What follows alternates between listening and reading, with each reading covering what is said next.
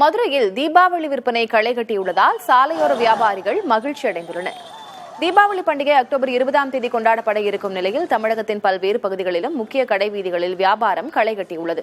அதன்படி மதுரை விளக்குத்தூண் 4 மாசி வீதி பகுதிகளில் 100க்கும் அதிகமான சாலையோர வியாபாரிகளும் கடைகள் அமைத்து வியாபாரம் பார்த்து வருகின்றனர்.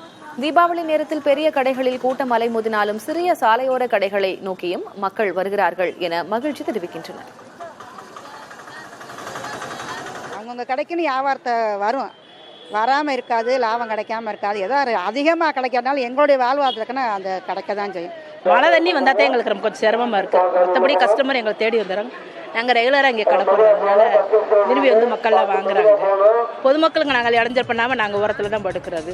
தீபாவளியை முன்னிட்டு தேனி மாவட்டம் ஆண்டிப்பட்டியில் தயாராகும் சக்கம்பட்டி காட்டன் சேலைகள் விற்பனைக்கு களை கட்டியுள்ளது.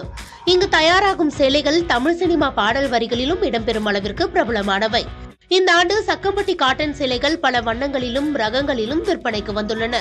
தமிழ்நாடு மட்டுமின்றி வெளி மாநிலங்கள் மற்றும் லண்டன், மலேசியா போன்ற வெளிநாடுகளிலும் சக்கம்பட்டி காட்டன் சேலைகள் விற்பனை செய்யப்பட்டு வருகின்றன.